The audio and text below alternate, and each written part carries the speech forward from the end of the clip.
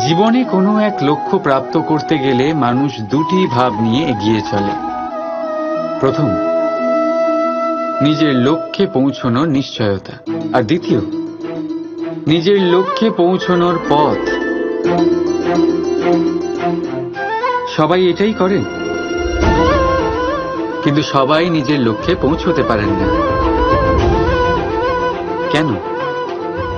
কারণ লক্ষ্যে যখন পৌঁছানো যায় না, মানুষকে কিছু বদলাতে হয়।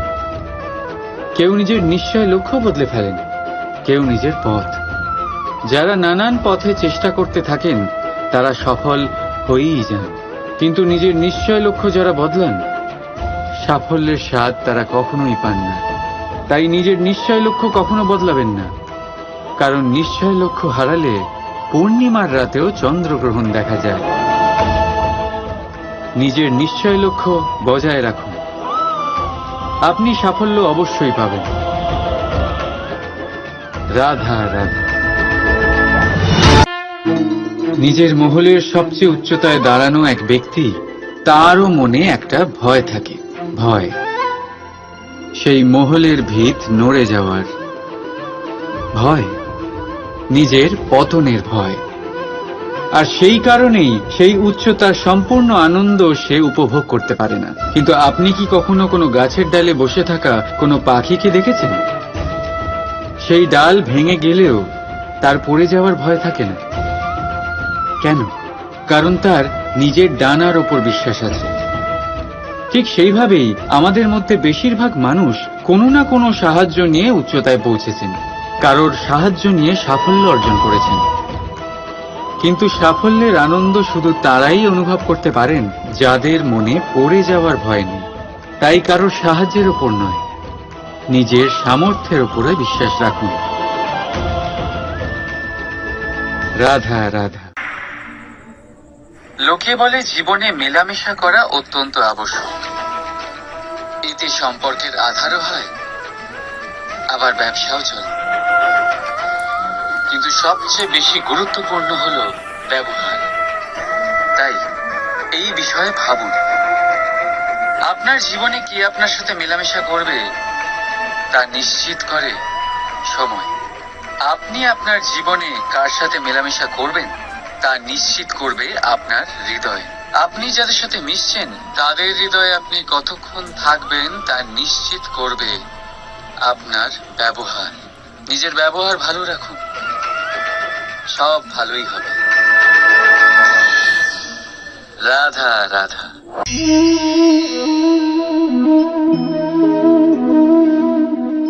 দুধ আর মাখন। যদি আমি আপনাকে জিজ্ঞেস করি এই দুইয়ের মধ্যে সম্পর্ক কি, আপনি বলবেন এ তো সহজ ব্যাপার, দুধ থেকেই তো মাখন তৈরি করা হয়। যদি আমি আপনাকে জিজ্ঞেস করি এই দুইয়ের মধ্যে তফাৎ কি, তাহলে কেউ বলবেন একটা তরল হলে অন্যটা খুবই গাঢ়। কেউ বলবেন একজন পিতা আর অন্যজন সন্তান। না, এই দুইয়ের মধ্যে তফাৎ হলো শুদ্ধতার। মাখন দুধের থেকে অনেক বেশি শুদ্ধ। এই বিষয়টা কিছুটা এইভাবে বোঝা যেতে পারে। যদি কোনো পোকা এসে সেই পাত্রে পড়ে যেখানে দুধ আছে, আপনি কি করেন? আপনি সেই দুধ ফেলে দেন। কিন্তু যদি কোনো পোকা এসে সেই পাত্রে পড়ে যেখানে মাখন আছে, তখন আপনি কি করেন? আপনি সেই পোকা বের করে ফেলে দেন। সেই পোকা নোংরা, সেই পোকা দূষিত। আর যদি আমাদের মন তরল হয়, তাহলে এই পোকা আমাদের মন দূষিত করে দেবে, তা নোংরা করে দেবে। কিন্তু যদি আমাদের মন মাখনের মতো শুদ্ধ হয়, তাহলে কুচিন্তা আপনা থেকেই চলে যাবে। তাই মনে রাখবেন, এই সংসারে পোকা অবশ্যই থাকবে। আপনি দুধ হবেন নাকি মাখন, সিদ্ধান্ত আপনার। রাধা রাধা। জীবনে কিছু শুরু করার আগে স্বপ্ন দেখা অত্যন্ত গুরুত্বপূর্ণ, আর এটা 100% সত্যিও। কিন্তু কিছু মানুষ স্বপ্ন দেখা শুরু না হয় করে দেন, কিন্তু তারপর থামেনি না। স্বপ্ন দেখতেই থাকেন, তারা ভাবতেই থাকেন, কর্ম করেন না। এমন সময় আপনাকে নিজেকে জাগিয়ে তুলতে হবে। নিজেকে বলতে হবে যে এবার উঠে কর্ম করার সময় এসে গেছে। কারণ আপনারা যদি অত্যাধিক বিচার করতে থাকেন, স্বপ্ন দেখতে থাকেন, তাহলে উঠে কিছুই করতে পারবেন না। আপনি শুধু একটা কাজ করুন, উঠে কর্ম করা আরম্ভ করে দিন। তারপর ভেবেচিন্তে ধীরে ধীরে নিজের কর্মকে দিশাও দিন আর তাকে উচিত গতিও দিন। কারণ এটাই হলো সাফল্যের মূল মন্ত্র। না শুধু কর্ম করুন না ভাবনা চিন্তা করে, আর না শুধু ভাবুন কর্ম না করে। সাফল্যের মূল মন্ত্র হলো এর ভারসাম্যে। তাহলে এটাই করুন, সাফল্যকে লাভ করুন, আর আমার সাথে ভালোবেসে বলুন রাধা রাধা। বাজ পাখিকে পক্ষীরাজ বলা হয়। বাজের আয়ু হলো মোটামুটি 70 বছর। এবার 40 বছর হতে হতেই ওদের পালক লম্বা এবং ভঙ্গুর হয়ে যেতে থাকে, ঠোঁট বেঁকে যায়, ডানা ভারী হয়ে যায়, অর্থাৎ আগের মতো উড়তে পারে না, সেই শক্তি থাকে না। এবার সেই বাজ কি করবে? বাজ সব থেকে কঠিন নির্বাচন করে, নির্বাচন নিজের পুনর্স্থাপনার। সর্বপ্রথম একটা বিশাল পর্বতে যায়, একান্তে নিজের এক বাসস্থান তৈরি করে, আর তারপরে পাথরের সাথে নিজের ঠোঁট বারবার আঘাত করতে করতে সেই ঠোঁট ভেঙে ফেলে।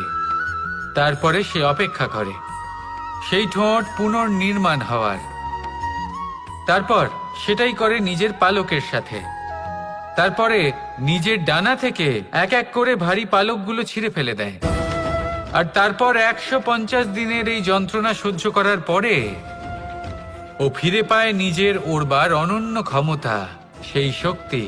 আর তারপরে ও জীবনের পরবর্তী 30 বছর বাঁচে। কি বুঝলেন আপনি? যদি ইচ্ছে শক্তি থাকে তাহলে একজন দুর্বলও শক্তিশালী হতে পারে।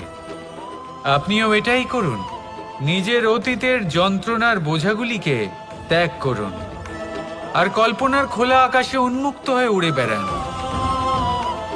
নিজের পুনর্স্থাপনা করুন, তবেই সর্বশ্রেষ্ঠ হতে পারবেন। আর মনে রাখবেন, এই ছোট ছোট পদক্ষেপই বড় বড় শিখরে পৌঁছে দিতে পারে। তাহলে আসুন আর আমার সাথে ভালোবেসে বলুন রাধা রাধা। যত শক্তিশালী এই মন, তত শক্তিশালী এই শরীরও। এই যে আমাদের শরীর, এটা আসলে কি? এ হলো একটা রথের মতো। আর একটা রথ ততক্ষণ চলতে পারবে না যতক্ষণ না তাকে কোনো সারথি চালাবে। এই মন হলো শরীরের সারথি। এবার ভাবুন, যদি এই সারথি শক্তিহীন হয়, দুর্বল হয়, তাহলে এই রথের কি হবে? এটা উচিত পথে চলতে পারবে না, উচিত গতিতে চলতে পারবে না, মন মতো স্থানে এটা পৌঁছতেও পারবে না। সেই জন্য মনের শক্তি অত্যন্ত প্রয়োজনীয়। এবার মনের শক্তি আমরা কোথা থেকে লাভ করি? দৃঢ়তার শক্তি থেকে। এবার এই শক্তি আমরা কিভাবে বাড়াতে পারি? আমরা প্রতিদিন কিছু নতুন স্থির করি, কিছু ছোট কিছু বড়। আর যেই আমরা নতুন কিছু পূর্ণ করি, আমাদের মনের শক্তি বেড়ে যায়। আর যদি পূর্ণ না করতে পারি, মনের শক্তি কমে যায়। একটা দেওয়ালের মতো ছোট ছোট ছোট ছোট শিলা আমরা একটার পর একটা স্থাপন করে একটা দেওয়াল তৈরি করি। এতগুলো পাথর যখন একত্রিত হয়ে যায়, তখন এমন এক দেওয়াল তৈরি হয় যাকে ভাঙা প্রায় অসম্ভব হয়ে দাঁড়ায়। সেরকমই হয় মন এবং দৃঢ়তা। ছোট ছোট কাজ করে নিজের লক্ষ্য পূর্ণ করুন। এই লক্ষ্য যদি পূর্ণ হয়, তবে মনের শক্তি বাড়বে। কিছুটা এইভাবে যে যত বড়ই বিপদ আসুক না কেন, সেই বিপদ নিজে হার মেনে নেবে, কিন্তু আপনার মন ততটাই শক্তিশালী থাকবে। তাই মনের শক্তি বাড়াতে থাকুন, যাতে আপনি উচিত পথে চলতে পারেন, উচিত গতিতে চলেন, আর মনোবাঞ্ছিত স্থানে পৌঁছতে পারেন।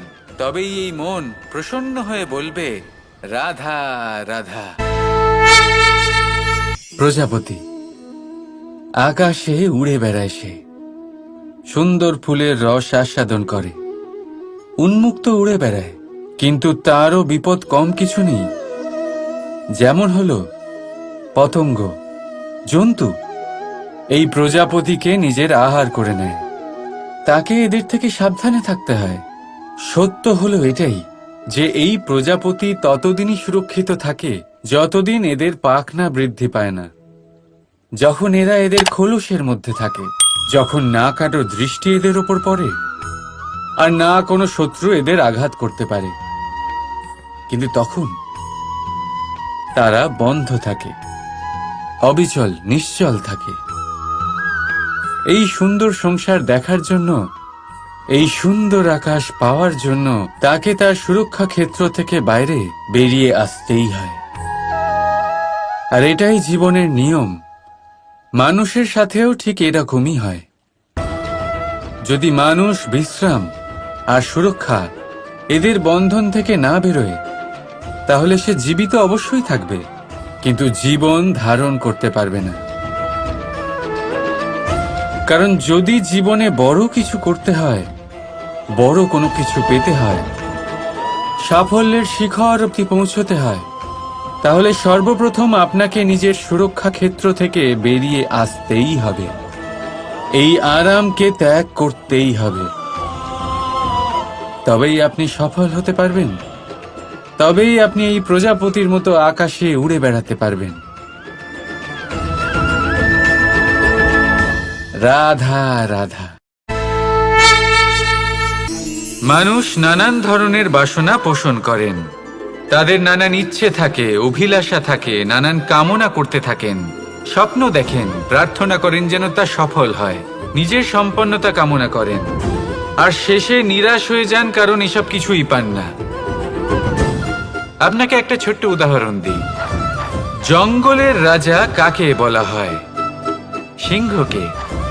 এবার যেহেতু সিংহ বনের রাজা, তাই হরিণ তো তার কাছে এসে এটা বলতে পারে না যে আপনি হলেন বনের রাজা, তাই আপনি আমাকে মেরে ফেলুন, আমাকে খেয়ে ফেলুন আর নিজের ক্ষুধা নিবারণ করুন। এমন তো হয় না।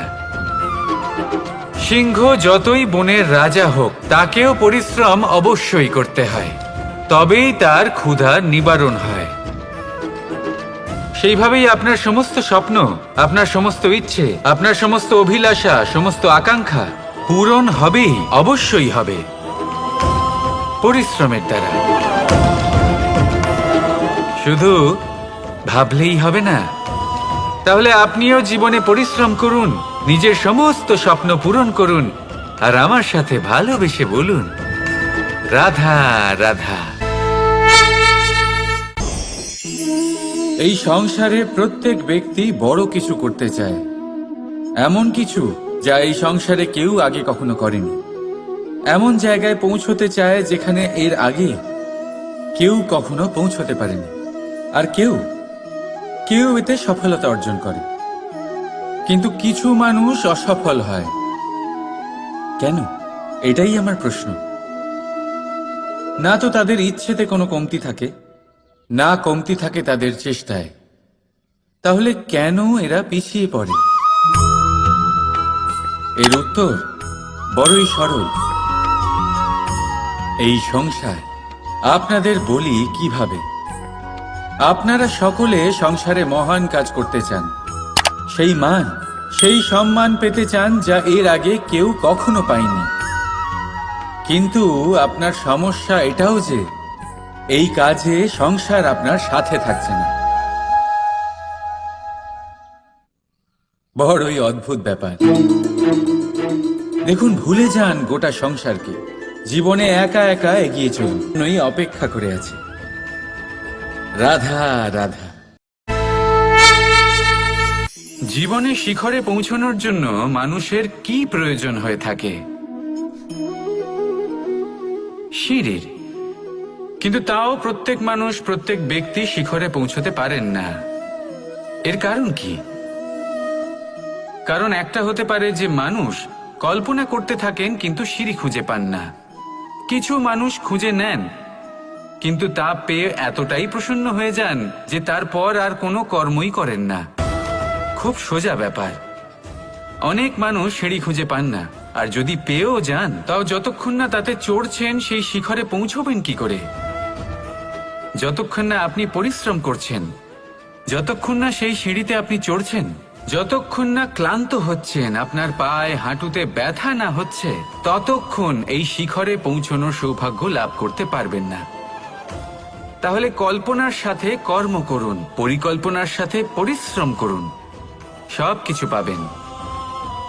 আসুন আমার সাথে ভালোবেসে বলুন, রাধা রাধা। জীবনে সাফল্য লাভ করতে হলে মানুষকে উচিত পথে চলতে হবে, কিন্তু তার থেকেও বেশি গুরুত্বপূর্ণ হলো এটা বোঝা যে সেই পথে চলতে চলতে কখন আমাদের দাঁড়াতে হবে আর কখন আমাদের চলতে হবে।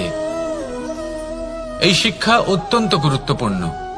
এবার দেখুন, ছোট্ট একটা কথা রয়েছে, ওকে আটকিও না, যেতে দাও। এই বাক্যের অর্থ কি? অর্থ যে কাউকে আটকিও না, যে এগোতে চাইছে তাকে এগোতে দাও, তার পথে বাধা সৃষ্টি করো না। এবার এই ছোট কথাতে এক অনুচিত স্থানে আমি দাঁড়িয়ে পড়ি। আটকাও, যেতে দিও না। এবার এর অর্থ কি হলো?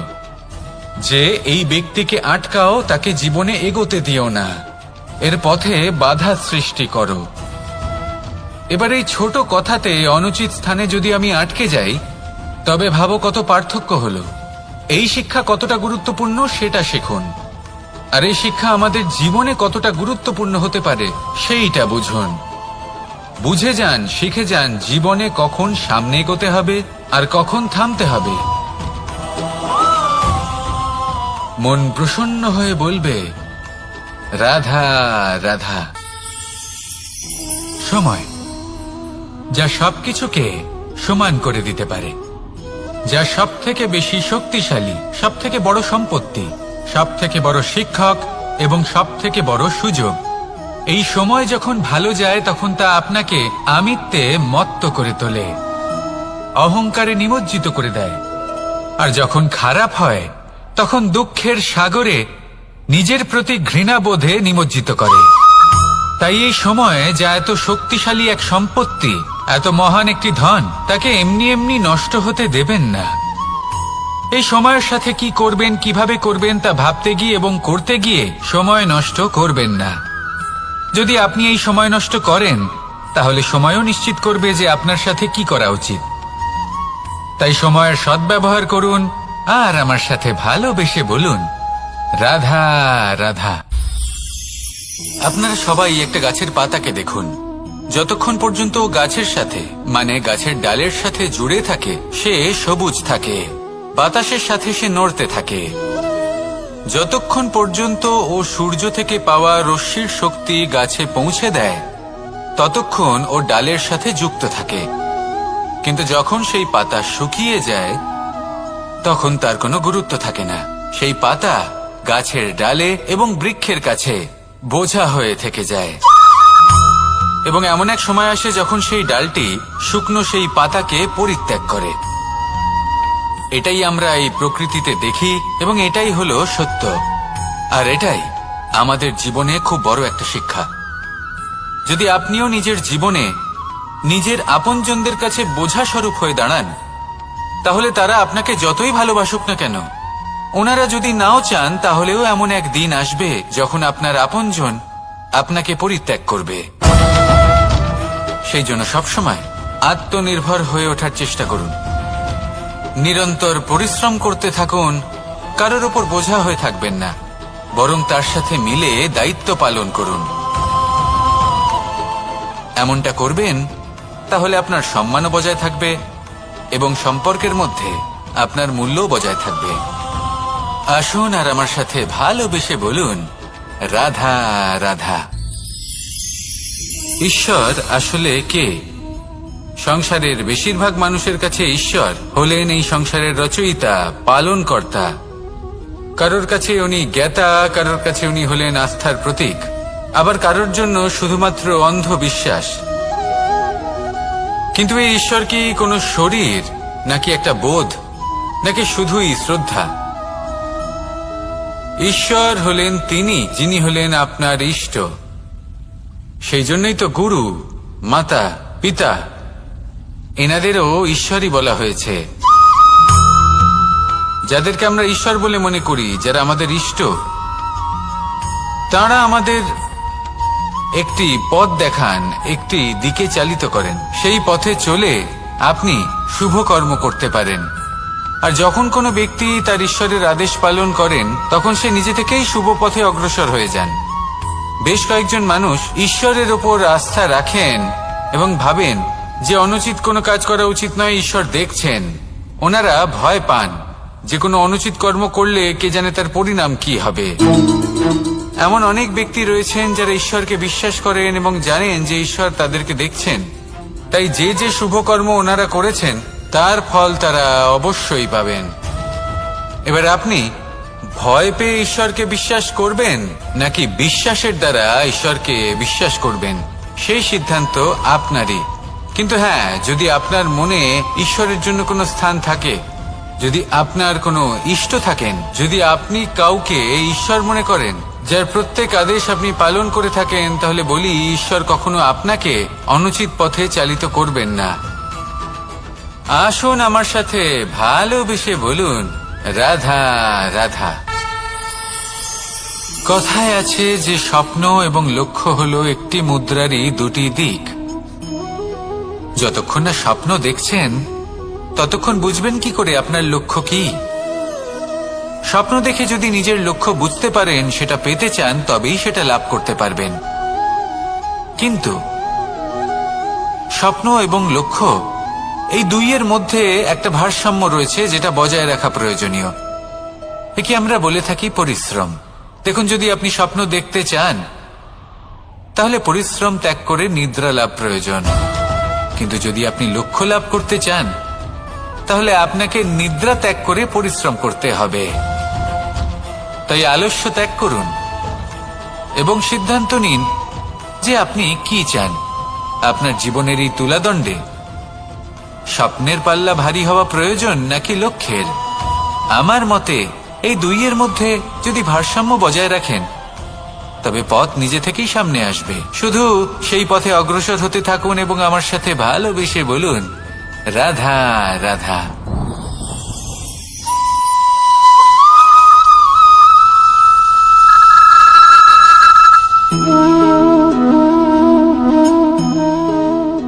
মোহনের বাঁশির এই সুর, এই সঙ্গীত কার না পছন্দ হয়?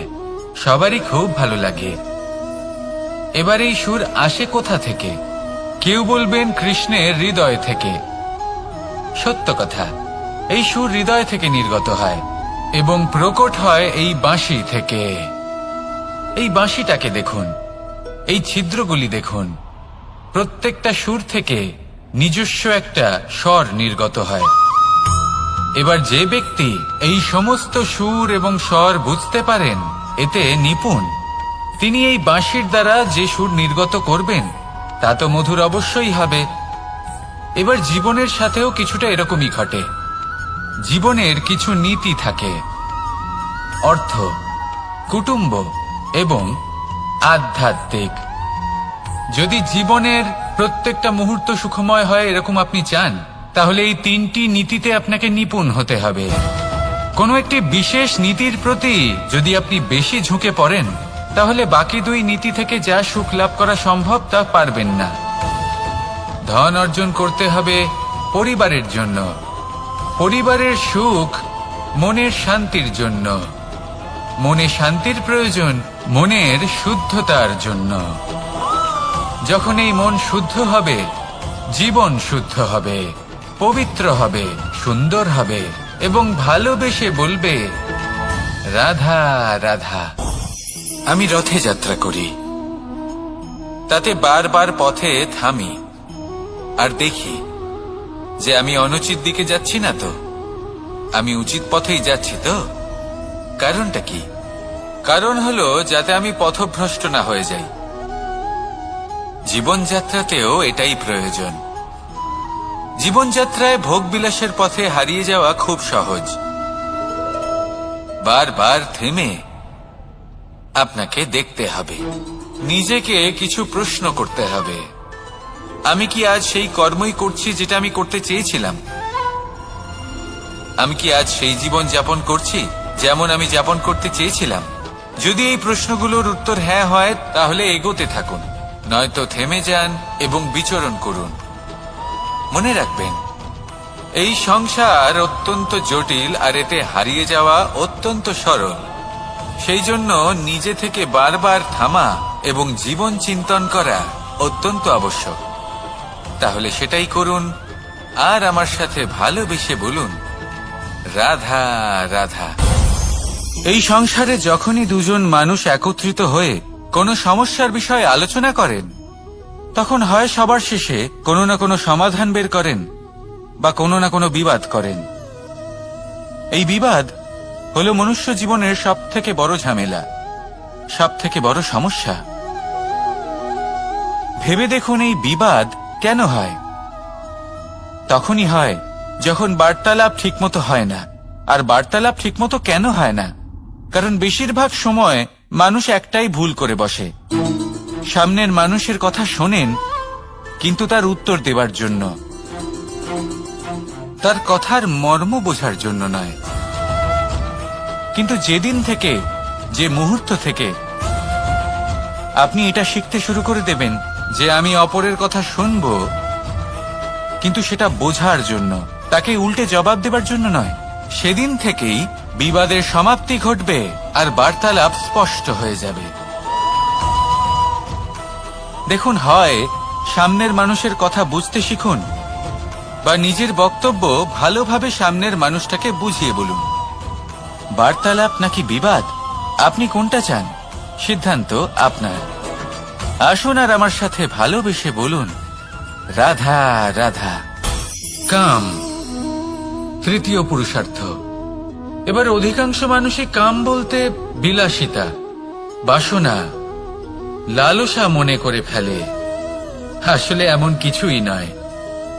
কামের বাস্তবিক অর্থ কি? কামের বাস্তবিক অর্থ হল কামনা। প্রতিটা ব্যক্তি, প্রতিটা মানুষ, প্রতিটা জীব এই সংসারে কোনো না কোনো বিশেষ কারণে আসে।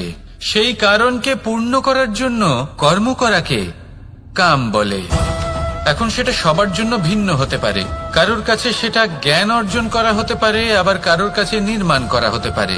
কারোর জন্য পরিবারকে সঞ্চালন করা হতে পারে, আবার কারোর জন্য এই সংসার থেকে পাপ দূর করা হতে পারে। কিন্তু সবথেকে গুরুত্বপূর্ণ হলো যে মানুষ যেন নিজের কর্ম ঠিক করে করে, সম্পূর্ণ যত্ন নিয়ে করে। তৃতীয় পুরুষার্থ মানে এই কাম। এটার অনুচিত অর্থ নিজেকে বোঝানো মানেই সমগ্র জীবনকে অর্থহীন করে দেওয়া। তাই প্রেম দ্বারা আপনার এই সংসারে আসার কারণটাকে অনুসন্ধান করুন, আর এই প্রেমের সাথেই বলুন, রাধা রাধা। প্রেম আড়াই অক্ষর, মাত্র আড়াই অক্ষরের এই শব্দ প্রেম, এর মধ্যে ত্রিলোকের এবং সমগ্র ব্রহ্মাণ্ডের বীজ নিহিত আছে। এমন কি আছে যা এই প্রেম করতে পারে না? যেখানে শক্তি এবং বিদ্যা প্রয়োগ করে আপনি কিছুই করতে পারবেন না, সেটাও প্রেম দ্বারা অর্জন করা সম্ভব। প্রেম চাইলে পাথরেও ফুল ফোটাতে পারে। প্রেম চাইলে ন্যাড়া পাহাড়ের বুক চিরে নদীপথ তৈরি করতে পারে। চাইলে নিরক্ষর ব্যক্তিকে সংসারের শ্রেষ্ঠ জ্ঞানী করে তুলতে পারে। শুধুমাত্র এই প্রেমের জন্য সবার দুষ্টু কানাই ঘনশ্যাম হয়ে উঠেছিল। শুধুমাত্র এই প্রেমের টানেই ত্রিলোকের স্বামী দ্বারকাধীশ নির্ধন সুদামার পদসেবাও করেছিলেন। এই প্রেম হলো সংসারের সবথেকে বড় শক্তি। এই সংসারের আধার হলো প্রেম। এমন কিচ্ছু নেই যা এই প্রেমের পক্ষে সম্ভব নয়। যেখানে বিদ্যা এবং শক্তি সাহায্য করতে পারে না, সেখানে এই প্রেম আপনাকে জয়ী করে দিতে পারে। তাহলে আসুন আর আমার সাথে ভালোবেসে বলুন, রাধা রাধা। আমরা যখনই কোনো যাত্রায় যাব বলে মনে করি, তখনই আমরা প্রস্তুত থাকি আসন্ন বিপদের জন্য বা সংকটের জন্য। যেমন যদি আমাদের মনে হয় যে আজকের পরিবেশ খুব ঠান্ডা হবে, তাহলে আমরা গরম বস্ত্র ধারণ করি বা সেটাকে সাথে নিয়ে যাই। যদি মনে হয় যে বৃষ্টি হতে পারে বা বৃষ্টি হয়ে চলেছে, আমরা দেখছি, তাহলে আমরা একটা ছাতা সাথে নিয়ে নিই। আমরা প্রস্তুত থাকতে চাই এবং এটাই উচিত, এবং সেই কারণেই আমরা যাত্রায় সাফল্য লাভ করি। কিন্তু যদি আমরা কথা বলি জীবনযাত্রা নিয়ে, যা কিনা সব থেকে বেশি গুরুত্বপূর্ণ, তাহলে তার জন্য আমরা পূর্ণরূপে প্রস্তুত থাকি না। আশেপাশের মানুষ, এই সমাজ, আমাদের সাথী, আমাদের মিত্ররা যে কোনো মুহূর্তে বদলে যেতে পারেন। সেই জন্য আমরা নিজেদেরকে কখনো সাবধান করি না, কখনোই নিজেদের প্রস্তুত করি না। আমাদের এটা কখনোই মনে হয় না যে এরকম হতে পারে, আর সেই কারণেই শেষে গিয়ে আমরা অত্যন্ত দুঃখ পাই। একটা অমূল্য শিক্ষা আছে যেটা আমাদের লাভ করা উচিত, সতর্ক থাকা উচিত। এই জীবনযাত্রার জন্য শুধুমাত্র এই পরিবেশের বিষয়ে তথ্য সংগ্রহ করা বা তাকে অনুমান করা এটুকু হলেই চলবে না। আমাদের আশেপাশের মানুষজনকে দেখতে হবে, তাদের স্বভাব পরিস্থিতির ওপর নজর রাখতে হবে। যখন তারা রং পাল্টাচ্ছেন নজর রাখতে হবে, তা অত্যন্ত আবশ্যক। পরিবর্তন আপনার জীবনে অবশ্যম্ভাবী, সঠিকভাবে তার সম্মুখীন হন। আসুন আমার সাথে ভালোবেসে বলুন, রাধা রাধা। আপনি এটা শুনে থাকবেন যে ছোট্ট একটা বালক, সে ঈশ্বরের প্রতিরূপ হয়। কিন্তু এমন কেন বলা হয় তা কি আপনি কখনো ভেবে দেখেছেন? আমি আপনাকে বলছি, কোন একটা ছোট্ট বালককে দেখুন, সে কি করে? সকলকে সমান চোখে দেখে। ওর মনে না কোনো ছলনা রয়েছে, না কোনো কপটতা, না অহংকার রয়েছে, আর না কোনো বিষয় নিয়ে কোনো চিন্তা। সকলকে সে সমান চোখে দেখে আর নিজের মধ্যেই প্রসন্ন থাকে, সকল বিকার থেকে মুক্ত। এগুলোই তো সেই গুণ সেই বালকের মধ্যে, যা হলো ঈশ্বর স্বরূপ। এবার ভেবে দেখুন, যদি প্রত্যেকটা মানুষ এই ছোট বালকের মতো সেই সব গুণ নিজের মধ্যে জাগ্রত করে তোলে, তাহলে কি হবে? তারাও ঈশ্বর তুল্য হয়ে উঠবে। তাই আপনিও এটাই করুন, নিজের মনকে বিকার মুক্ত করুন সেই ছোট্ট বালকের মতো। মনের মধ্যে না কোনো চিন্তা রাখবেন, না মোহ, না ক্রোধ, না কোনো রকমের ছলনা বা কপটতা। সবাইকে সমান চোখে দেখুন আর নিজের মনেই প্রসন্ন থাকতে শিখুন। এই মন প্রেমময় হয়ে বলবে, রাধা রাধা। এই পুস্তক বড়ই কাজের জিনিস। কাহিনী হোক, কবিতা হোক, স্মৃতি হোক, এতে যাই লিখে দেবেন তা ভবিষ্যতের পুঁজি হয়ে যাবে। কিন্তু যদি কখনো এমন হয় যে এই পুস্তক ময়লা হয়ে যায়, বা যদি কোনো পাতায় আপনি ভুল করে কালি ফেলে দেন, বা কোনো বাক্য লিখতে গিয়ে আপনি ভুল করে ফেলেন, তাহলে আপনি কি করেন? সেই পুস্তক কি আপনি তুলে ফেলে দেন? না, তাই তো? শুধু একটা পাতা ছিঁড়ে ফেলেন যাতে সেই পুস্তক সঠিক থাকে, সুন্দর হয়ে ওঠে। এই পুস্তকের মতোই হয় আমাদের সম্পর্ক। তার সেই এক পাতা, একটা ভুল। তাই যে কোনো সম্পর্কে যদি কারোর কোনো ভুল হয়ে গিয়ে থাকে, তাহলে সেই ভুলকে সম্পর্ক থেকে দূরে করা সঠিক হবে। সেই ভুলকে ভুলে যাওয়াই সঠিক হবে। সেই সম্পর্ক ভাঙা নয়, সেই সম্পর্ক সামলে রাখুন। কারণ ভুল তো সবার দ্বারা হয়। যদি এরকম করেন, তবেই জীবনরূপী পুস্তক আরো সুন্দর হয়ে উঠবে। একে অপরকে ক্ষমা করতে শিখুন, একে অপরের ভুলকে ভুলে যেতে শিখুন। তারপর দেখবেন এই জীবনে আরো আনন্দ আসবে, আর এই সম্পর্ক নিঃশ্বাস নিতে থাকবে। রাধা রাধা।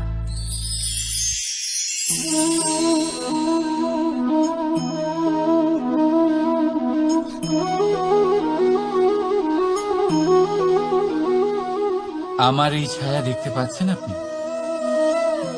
প্রকাশের স্রোত যখন মধুর আর দূরে থাকে, তখন এই ছায়া লম্বা হয়ে যায়। কিন্তু যেই প্রকাশের স্রোত মাথার উপরে চলে আসে, এই ছায়ার আকার ক্রমশ ছোট হতে থাকে, আর অন্ধকারে তো এই ছায়া বিলুপ্ত হয়ে যায়। কিছুটা এরকমই হয় আমাদের অহংকার। সুখের আগমন হলে, বৈভবের উপলব্ধিতে এটা বাড়তে থাকে, কিন্তু যেই সংকটের তাপ বেড়ে ওঠে, অহংকার ছোট হতে থাকে। আর যখন সংকটের এই অন্ধকার আমাদের চারিদিক থেকে ঘিরে ধরে, তখন এই অহংকার আমাদের ছায়ার মতোই বিলুপ্ত হয়ে যায়। তাই সেই কারণে আপনার জীবনে সংকটের আগমন নয়, এই আত্মসম্মান নয়, এ হলো অহংকার। আর অহংকার আর কিছুই নয়, শুধু পতনের দিকে প্রথম পদক্ষেপ। আর এই জীবনে পতনের দিকে নয়, প্রেমের দিকে এগিয়ে যান। আর আমার সাথে ভালোবেসে বলুন, রাধা রাধা। আপনি কি কখনো ফলে ফুলে পরিপূর্ণ বৃক্ষ দেখেছেন? তার ডালগুলো কিরকম স্বাধীনভাবে বেড়ে ওঠে, কিন্তু যদি এই ডালগুলো মূলের সাথে ঠিকভাবে যুক্ত না থাকে, সেই বৃক্ষের মূলগুলি গভীর না হয়, তাহলে কি হবে? তাহলে কি সে সেই সব সুবিধা পাবে? কখনোই নয়।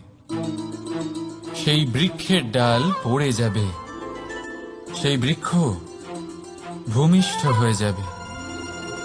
ঠিক সেইভাবেই চিন্তা ভাবনার স্বাধীনতার আনন্দ আপনি তখনই আস্বাদন করবেন যখন আপনার শিক্ষা গভীর হবে। তাই স্বাধীন থাকুন দৃষ্টিভঙ্গিতে, কিন্তু যুক্ত থাকুন শিক্ষার সাথে। রাধা রাধা। সমাজ, আমরা এই সমাজে বাস করি, আর বহুবার একটা গুরুত্বপূর্ণ কথা ভুলে যাই। এই সমাজ আমরা সকলে মিলে তৈরি করি। সমস্ত সময় কাটিয়ে দিই এইটা ভাবতে ভাবতে যে এই সমাজ কি ভাববে, আমার কি করা উচিত, আমার কি ভাবা উচিত, কি পড়া উচিত, কোনটা সঠিক কোনটা ভুল। যদি আমি এটা করি, তাহলে কয়েকজনের এটা মনে হবে না তো যে আমি খারাপ, যখন আমি তা নই। মনে ভয় উৎপন্ন হয় সেই কয়েকজন মানুষের জন্য। তার কারণ হলো আমরা আমাদের মনের কথা শুনতে পাই না, না শুনতে পারি, না বলতে পারি, আর না করতে পারি। সেই কয়েকজন মানুষের ভয় আমরা খারাপের বিরোধিতা করা ছেড়ে দিই। কিন্তু কখনো নিজেকে জিজ্ঞেস করুন, শেষ পর্যন্ত কারা এই কয়েকজন মানুষ? এই সংসারে প্রতিটি মানুষেরই নিজের আলাদা আলাদা ব্যক্তিত্ব আছে, আলাদা দৃষ্টিভঙ্গি আছে। তাই যদি আপনি এটা ভাবেন যে আপনি সবাইকে খুশি করতে পারবেন, তাহলে আপনি ভীষণ বড় ভুল করছেন। জীবনে কর্ম তাই করুন যাতে আপনার অন্তরাত্মা সন্তুষ্ট হয়। আর অন্তরাত্মা সন্তুষ্ট তখনই হবে যখন আপনার কর্ম শুভ হবে। তাই নিজের মনের কথা শুনে এই সংসারে শুভ কর্ম করতে থাকুন, তবেই এই সংসারের কর্মে আপনি সার্থক হবেন। রাধা রাধা। এই পাতাকে দেখুন, কত কোমল, কত শীর্ণ। যদি এর উপরে একটুও জোর খাটান, বেঁকে যাবে। পাতা তো এরকমই হয়, একটু জোর খাটালেই তা বেঁকে যায় এদের নমনীয়তার জন্য। কিন্তু ওদের এই নমনীয়তার জন্য ঝড়ে বিপর্যয়ে ওরা ভেঙে পড়ার থেকে বেঁচে যায়। যদি এদের বদলে কোনো দৃঢ় বৃক্ষ হয়, তখন হাওয়ার তীব্র গতি সে সহ্য করতে পারে না, তার সম্মুখীন হতে পারে না, ভেঙে পড়ে যায় সে। ঠিক সেই রকমই হয় আমাদের সম্পর্ক। যদি এর মধ্যে সেই নমকের সামনে নত হতে শিখুন। রাধা রাধা। প্রেম, আমরা সকলে প্রেম করি, প্রেম পাওয়ার চেষ্টা করতে থাকি। আর এমনও অনেক মানুষ আছেন যারা প্রেম অর্জন করেও ফেলেন, কিন্তু সেখান থেকে শুরু হয় এক নতুন অধ্যায়। আচমকা দুই প্রেমীর কিছু অনুচিত বলে মনে হতে থাকে। আচমকা দুজনে নিজেদের অস্তিত্ব নিয়ে বিচলিত হতে থাকেন। এবার এমন হলে কি করা যেতে পারে? দেখুন, এই হলো হলুদ।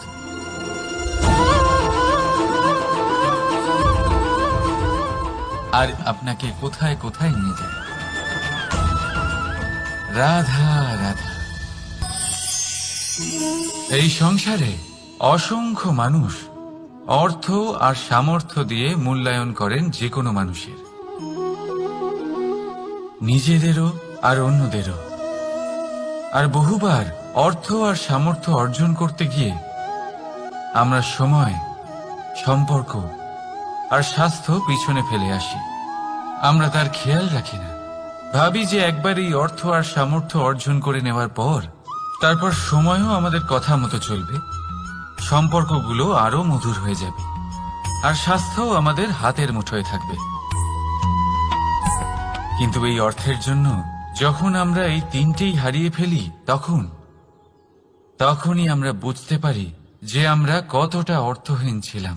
আর তারপরে সংসারের সমস্ত অর্থ সংগ্রহ করে নেওয়ার পরেও আপনি আপনার ফেলে আসা সময় কখনোই ফেরত পাবেন না, না সেই সম্পর্ক আর না সেই স্বাস্থ্য। সেই জন্য এই তিনটির মূল্যই বুঝে নিতে শিখুন অনেক দেরি হয়ে যাওয়ার পূর্বে।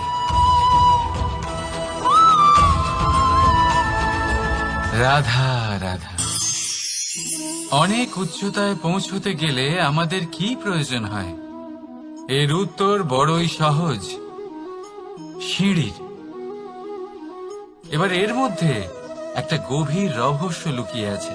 আমরা যখন দ্রুত সিঁড়ি দিয়ে উঠি, তখন কাউকে পেছনে ফেলে এলে তখন তাকে দেখে কি আমরা ছোট মনে করি? তাকে কি আমরা নিচু নজরে দেখি? যদি কাউকে ধাক্কা দিয়ে আমাদের এগোতে হয়, তাকে দেখে কি আমরা উপহাস করি? যদি আপনার উত্তর হ্যাঁ হয়, তাহলে এটা আপনার বড় ভুল। আপনার সিঁড়িতে যার সাথেই দেখা হোক, মধুর সম্পর্ক বজায় রাখুন, স্নেহময় ব্যবহার করবেন তার সাথে, বিনম্র থাকবেন। কারণ যে সিঁড়ি দিয়ে আপনি উঠছেন, মনে রাখবেন সেই সিঁড়ি দিয়ে আপনাকে নিচেও নামতে হবে। যদি এই সিঁড়ি না থাকে তাহলে নিজের বিজয় উৎসব অবশ্যই পালন করবেন, কিন্তু যারা পিছনে থেকে যায় তাদের নিয়ে উপহাস কখনো করবেন না। রাধা রাধা। ভাবুন আমি কি করছি। আমি স্নান করতে চেষ্টা করছি। এই সরোবরে আমি আমার প্রতিচ্ছবি দেখতে পাচ্ছি। এবারে আমি যদি মনে মনে একথা ভেবে নিই যে আমার প্রতিচ্ছবির স্নান করা, এর অর্থ হলো আমার শরীরে স্নান করে নেওয়া, সেটা কি সঠিক হবে? এমন কি সত্যি হয়? না, কখনোই না। কারণ আপনার শরীর স্বয়ং আপনার অধীনে। যতক্ষণ না আপনি নিজের শরীরকে ভেজাবেন, ততক্ষণ আপনার প্রতিচ্ছবি ভিজবে না। এবারে আপনি ভাবছেন আমি এই অযথা কথাগুলি কেন বলছি। কারণ এই কথাগুলোর সম্পর্ক আছে আমাদের জীবনের অভিজ্ঞতার সাথে। আমাদের জীবনের এই অভিজ্ঞতা অত্যন্ত গুরুত্বপূর্ণ হয়। কিছু মানুষ এমন আছেন যারা সংকটের সম্মুখীন হতে চান না, কঠিন পরিস্থিতির সম্মুখীন হতে চান না, সেইগুলোর থেকে দূরে পালান। আর তার সাথে এটাও আশা করতে থাকেন যে বড় বড় সংকটের সম্মুখীন হওয়ার অভিজ্ঞতা আপনা আপনি হবে, সেই সাহস আপনা আপনি চলে আসবে। কিন্তু এটা কখনোই হয় না। তাই সংকটের সম্মুখীন হন তার থেকে দূরে না পালিয়ে। কারণ এই অভিজ্ঞতা বসে বসে কখনোই হয় না। তার জন্য আপনাকে সেই পথেই চলতে হবে যেখানে সংকট আছে, বাধা আছে, কঠিন পরিস্থিতি আছে। আর সেই পথে নির্ভয় হয়ে চলতে হবে, তার সম্মুখীন হতেই হবে। তারপর দেখবেন সেই পথে আপনার শক্তি, আপনার সাহস আপনার জন্য অপেক্ষা করছে। রাধা রাধা। ফলটা দেখছেন আপনি? এটা সেই ফল যেটা গাছের সবচেয়ে উঁচু ডালে পাওয়া যায়, কিন্তু যখন এটা খসে পড়ে তখন এটা আকাশের দিকে যায় না যা ওপরে আছে, সে যায় সেই ভূমির দিকে যে নিচ থেকে তার দিকে তাকিয়ে থাকে। কেন? কারণ এই ফলের নিজের উচ্চতার ধারণা মাটির থেকে নিজের দূরত্ব দেখে হয়। এই ব্যাপারটাই আমাদের মানুষের জন্যও খাটে। যদি আপনি সম্পন্ন হন তাহলে তাদের সাহায্য অবশ্যই করবেন যাদের সামর্থ্য আপনার থেকে কম, যাদের সাহায্যের অত্যন্ত প্রয়োজন। আপনার সামর্থ্য বেশি কারণ তাদের আপনার থেকে সামর্থ্য কম। দেখুন, জীবনে আনন্দ শুধু বড় হওয়ায় নয়, বরং তাদের সাহায্য করেও আছে যারা কোনো কারণবশত আপনার থেকে নিচে রয়ে গেছেন। আর যখন একটা ফল এই কথাটা বুঝতে পারে তখন আপনি নয় কেন? রাধা রাধা। সময় বড়ই বিচিত্র অনুভব দেয়। যখন অপেক্ষা করছেন তখন অনেক লম্বা হয়ে যায়। প্রতিটা মুহূর্ত একটা গোটা দিনের মতো মনে হয়। ঠিক সেইভাবেই যদি কোথাও যেতে দেরি হয় তখন সময় দৌড়তে থাকে, প্রসন্নতায় বয়ে যায় আর নিরাশায় থমকে যায়। আপনদের সাথে থাকলে সময়ের খেয়ালই থাকে না, শত্রুদের সাথে থাকলে সেই সময়ই খারাপ হয়ে যায়। কিন্তু এটাই কি সত্যি বাস্তব? না, সময় তো সময়ই হয়, নিজের গতিতেই চলে সে। শুধু সেই গতির আভাস আমাদের মানসিক অবস্থা অনুযায়ী বদলে যেতে থাকে। তাই এই সমস্যা সময়ের নয়, আমাদের মানসিকতা। তাই নিজেকে খুশি রাখুন, অন্যদেরও খুশি রাখুন। আগের সমস্ত ঘটনা ভুলে যান আর একটা উজ্জ্বল ভবিষ্যতের দিকে অগ্রসর হন। সময় সবসময় ভালোই লাগবে। প্রেম করুন সবার সাথে, সময় সবসময় সুখেই কাটবে। রাধা রাধা। অগ্নি জীবনে খুব মহত্বপূর্ণ হয়। এই অগ্নি, এই অগ্নি উজ্জ্বলতা হয়ে আমাদের জীবিত রাখে।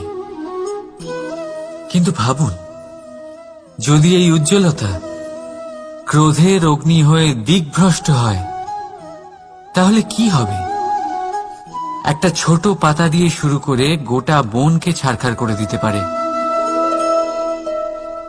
ঠিক সেরকমই মানুষের ক্রোধের আগুনও অন্যদের তো ভস্ম করেই, কিন্তু তার পূর্বে স্বয়ং নিজেকেই ভস্ম করে দেয়। তাহলে কি করা যায়? কি করে নিয়ন্ত্রণ করা যায় তাকে? উত্তর হলো তাতে জল ঢেলে দিয়ে, জলের মতো বইতে দিন একে।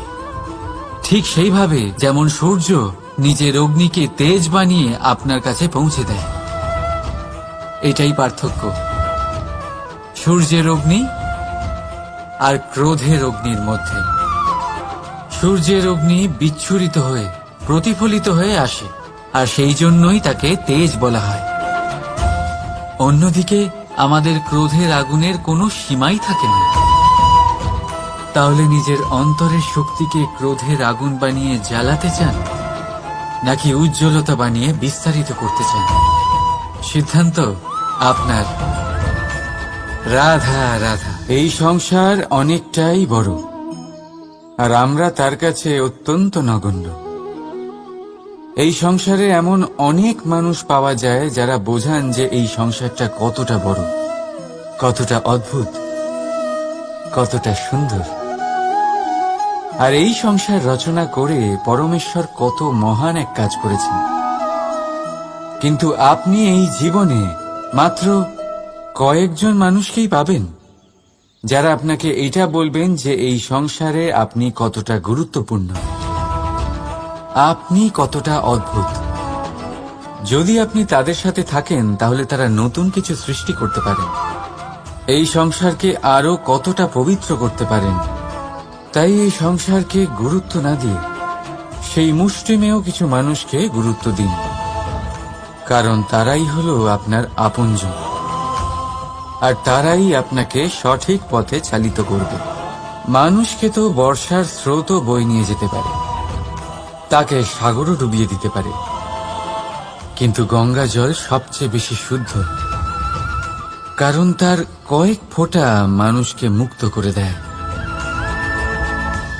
রাধা রাধা। এ হলো একটা পাতলা সুতো। ভাবছি যদি এটা দিয়ে আমি পোশাক বানাই, তাহলে নিজের জন্য কত সুন্দর একটা পোশাক বানাতে পারবো। কিন্তু যদি এটা আমি... চিন্তা করবেন না,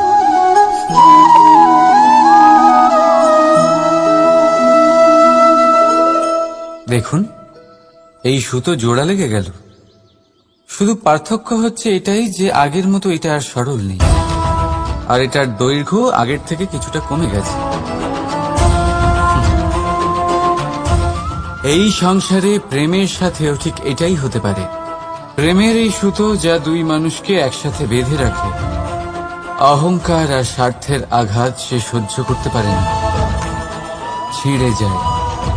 চেষ্টা করলে আবার এই সম্পর্ক হয়তো জোড়া লাগতে পারে, কিন্তু তা আগের মতো কখনোই থাকে না, কারণ মনে গিঁট পড়ে যায়। সেই জন্য প্রেমকে স্নেহের সাথে সামলে রাখুন, অহংকার আর স্বার্থের থেকে দূরে থাকুন। রাধা রাধা। আগুন কি করে? জ্বালায়। সেটা কাঠই হোক, কয়লা হোক, বস্ত্র হোক, যাই আপনি আগুনে দেবেন তা ভস্ম হয়ে যাবে। কিন্তু সোনা, যদি আপনি সোনা আগুনে ফেলেন, তাহলে তা কুন্দন হয়ে নিজের অস্তিত্ব তৈরি করে। যদি আপনি লোহা গরম করেন, তাহলে তা ইস্পাত হয়ে যায়। কেন? কেন হয় এরকম? কারণ তাদের অন্তরের আগুন জ্বালানোর আগুনের থেকে অনেক বেশি তীব্র হয়। এই আগুন হলো পবিত্রতার, এই আগুন হলো নিশ্চয়তার। যদি আপনার লক্ষ্য স্থির থাকে, আপনার ইচ্ছে দৃঢ় হয়, তাহলে কুন্দন হয়ে বেরোবেন, ইস্পাত হয়ে বাঁচবেন, অন্তর থেকে শক্তি পাবেন, আর কেউ আপনার সাথে কোনো অনিষ্ট করতে পারবে না। রাধা রাধা। মানুষের জীবন কি? আপনি বলতে পারেন জন্ম আর মৃত্যুর মধ্যেকার সময়। আর মৃত্যু কখন হয়? যখন মানুষ শ্বাস নেওয়া বন্ধ করে দেয়, হাত পা নাড়ানো বন্ধ করে দেয়, ভাবা ছেড়ে দেয়। সেই ভাব যা মানুষকে মানুষ করে তোলে, যা এক মানুষকে আরেক মানুষের কষ্টে তার প্রয়োজনীয়তা অনুভব করে, আর সেটাই তাকে শক্তি দেয় অন্য কাউকে সহায়তা করার জন্য, তাকে পাত্র করে এই সৃষ্টির নিয়ন্তা হবার জন্য। দেখুন, এই সংসারে মৃত্যু কেবলমাত্র একবারই হয়, তাই তার আগে কেন মরব?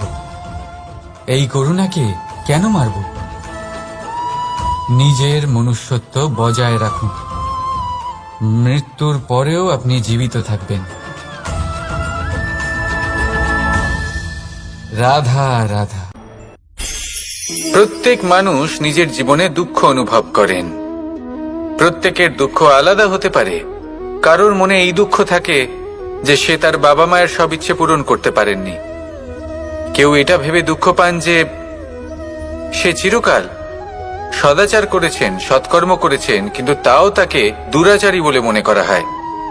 কেউ এটা ভেবেও দুঃখ পান যে তার সামনে যে ব্যক্তি রয়েছেন তার চোখে তিনি শত্রু হয়ে উঠেছেন বা দুষ্ট হয়ে উঠেছেন, যেখানে তিনি হয়তো কোনো অনুচিত কাজই করেননি। এবার এই সমস্ত বিষয় নিয়ে ভেবে নিজের ব্যক্তিত্ব নিয়ে সন্দেহ প্রকাশ করবেন না। যদি নিজের ব্যক্তিত্ব নিয়ে কোনো সন্দেহ থেকে থাকে, তাহলে কর্ম সংক্রান্ত প্রশ্ন করুন যে আপনি যা করেছেন তাতে কি উচিত ছিল, কি অনুচিত ছিল। যেটা প্রয়োজন সেটা এটা বোঝার যে আপনার অন্তর্মন, আপনার বিবেক আপনাকে কি বলছে, আর আপনার অন্তর্মন আর আপনার বিবেক আপনাকে যেটা করতে বলবে শুধু সেটাই করুন। আর তারপরে এই সংসার কি বলবে, কি ভাববে, সেসব নিয়ে ভাবতে যাবেন না। কারণ এই সংসার তো ঈশ্বরকেও প্রশ্ন করে থাকে, ঈশ্বরকেও দোষী মনে করে।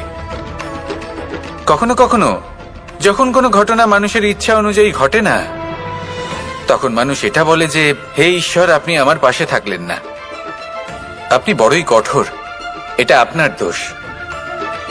যেখানে বেশিরভাগ সময় হয়তো সে নিজেই নিজের কর্মফল ভোগ করছে, আর কখনো কখনো ঈশ্বর হয়তো তার জন্য আরো ভালো কোনো পরিকল্পনা করে রেখেছেন, কিন্তু মানুষ সেটা বুঝতে পারে না। তাই দিনের শেষে যেটা প্রয়োজন সেটা হলো নিজের মনের কথা বুঝতে হবে। আপনার বিবেক কি বলছে শুধু সেটাই করুন, আর সামনে এগোতে থাকুন। আমার সাথে ভালোবেসে বলুন, রাধা রাধা। সবাই বলেন যে জীবনে কাদের সঙ্গ লাভ করছি সেটা খুব গুরুত্বপূর্ণ। এক ঝুড়ি ফলের মধ্যে যদি একটা পচা ফল আপনি রেখে দেন, তাহলে আস্তে আস্তে সমস্ত ফল পচে যায়। সেই জন্য কথায় আছে যে কুসঙ্গ থেকে দূরে থাকো। কিন্তু কি করা যায়? এই সংসার খুবই ছোট। যেখানে আমরা কাজ করি, যেখানে আমরা থাকি, যে পথে আমরা আসা যাওয়া করে থাকি, যে পথে আমরা ভ্রমণ করি, সেখানে এমন অনেক সংখ্যক ব্যক্তি থাকেন যাকে দেখে আমরা মনে করি যে এদের থেকে দূরে থাকতে হবে। তখন আমরা কি করতে পারি? তাদের কি আমরা পরিত্যাগ করব? তাহলে এই সংসারে এমন অনেক মানুষ আছেন, তাহলে কি সংসারই পরিত্যাগ করব?